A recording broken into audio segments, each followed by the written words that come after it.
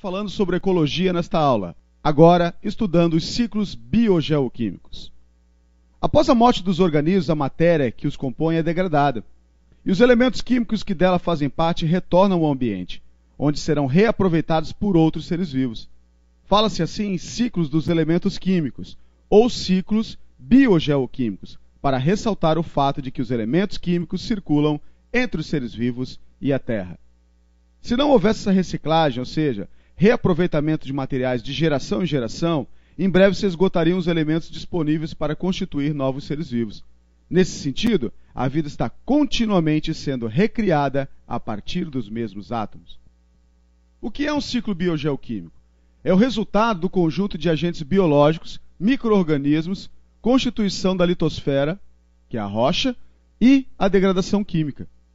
A biogeoquímica é a ciência que estuda a troca ou a circulação de matéria entre os componentes vivos e físico-químicos da biosfera, segundo Odum, 1971. Com relação aos ciclos biogeoquímicos, podemos dizer que a Terra é um sistema quase fechado materialmente, enquanto que é um sistema aberto energeticamente. Isso significa o quê? Que a matéria se recicla, porém a energia não. Os elementos necessários à vida, água, carbono, oxigênio, nitrogênio, entre outros, passarão por esses ciclos, que manterão a sua pureza e a capacidade de serem aproveitados pelos seres vivos. Por que são chamados de ciclos biogeoquímicos? Bio, porque os organismos vivos interagem no processo de síntese orgânica e decomposição dos elementos.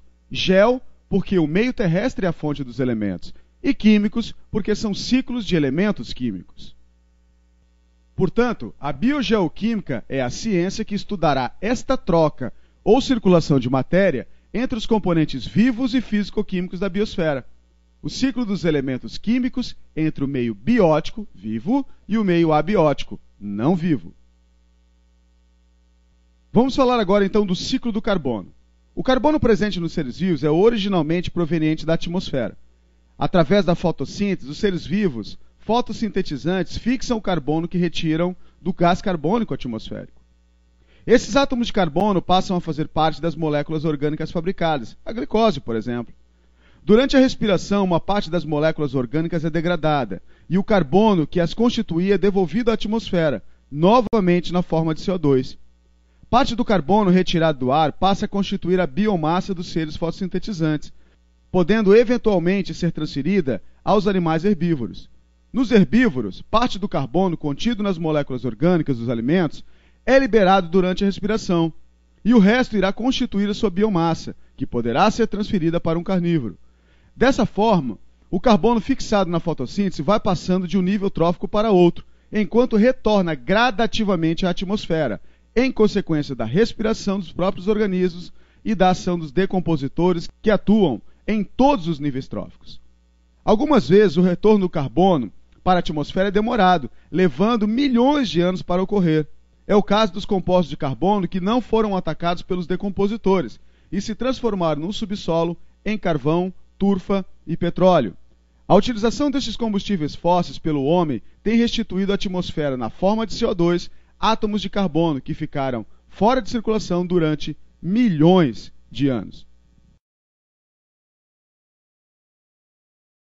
O ciclo do oxigênio.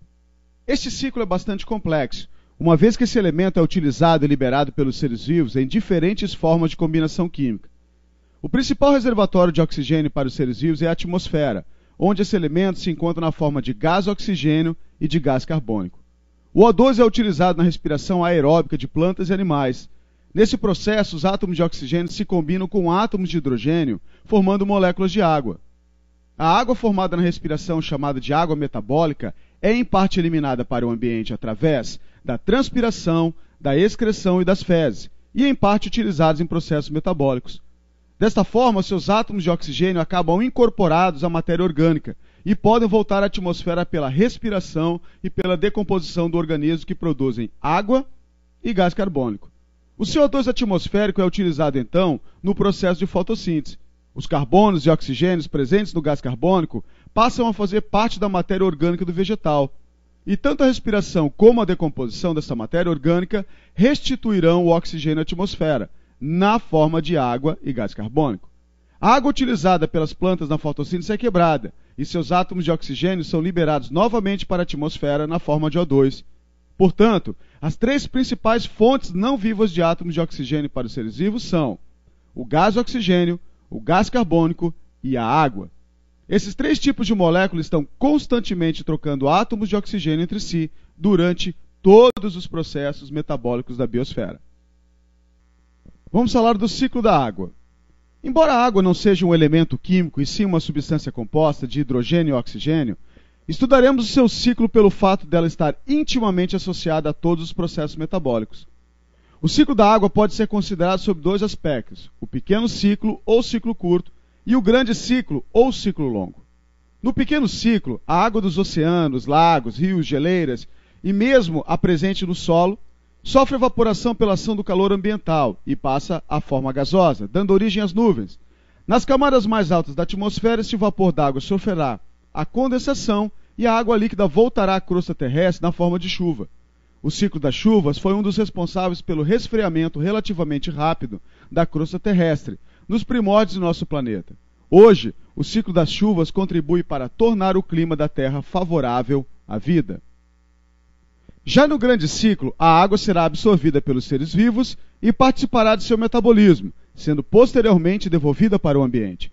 As plantas absorvem por meio de suas raízes a água infiltrada no solo. Além de ser solvente e reagente de inúmeras reações químicas intracelulares, a água é uma das matérias-primas da fotossíntese. Seus átomos de hidrogênio irão fazer parte da glicose fabricada, e seus átomos de oxigênio se unem para formar o O2, liberado para a atmosfera. Na respiração, essas plantas irão degradar as moléculas orgânicas, que mesmo fabricaram, para obter energia e liberando gás carbônico e água para a atmosfera. As plantas estão sempre perdendo água através da transpiração, principalmente durante o dia, quando seus estômatos estão abertos. É por isso que o ar é úmido nas florestas e seco nos desertos e áreas desmatadas, uma vez que absorvem água do solo e a liberam, como vapor para a atmosfera. As plantas contribuem para a manutenção de um grau de umidade do ar altamente favorável à vida. Os animais bebem água e a ingerem através dos alimentos. Como nas plantas, a água participa de inúmeros processos do metabolismo animal, como solvente e reagente. Os animais estão sempre perdendo água do corpo na transpiração, na urina e nas fezes. Parte desta água que as plantas e animais absorvem ficará incorporada a seus tecidos, sendo devolvida ao ambiente apenas pela ação dos decompositores. E por último, porém não menos importante, o ciclo do nitrogênio. O maior reservatório de nitrogênio do planeta é a atmosfera, onde esse elemento químico encontra-se na forma de N2, gás nitrogênio ou nitrogênio molecular, que perfaz cerca de 79% do volume atmosférico. O elemento nitrogênio tem grande importância para os seres vivos, pois faz parte de duas classes de moléculas orgânicas fundamentais, as proteínas e os ácidos nucleicos. A maioria dos seres vivos não consegue utilizar nitrogênio na forma de N2. Por isso, dependem de poucas espécies de micro-organismos conhecidos genericamente como fixadores de nitrogênio, capazes de utilizar diretamente o nitrogênio gasoso, fixando-o em suas moléculas orgânicas. Os organismos fixadores de nitrogênio são certas bactérias e cianobactérias, cuja maioria vive no solo e, quando morre e se decompõe, libera nitrogênio em forma de amônia, NH3. Algumas espécies de bactérias fixadoras de nitrogênio vivem em nódulos presentes nas raízes de plantas, principalmente leguminosas, como feijão, soja e ervilha. Graças a essa associação, as leguminosas podem viver em solos pobres em compostos nitrogenados, onde outras plantas não se desenvolvem bem. Quando morrem e são decompostas, as plantas leguminosas liberam nitrogênio em forma de amônia, fertilizando o solo. Essa é a razão de muitos agricultores plantarem leguminosas, como feijão, em associação com outras plantas, como o milho, por exemplo. Algumas plantas conseguem aproveitar nitrogênio na forma de amônia, mas a forma mais largamente empregada é o nitrato, um ânion trivalente, NO3.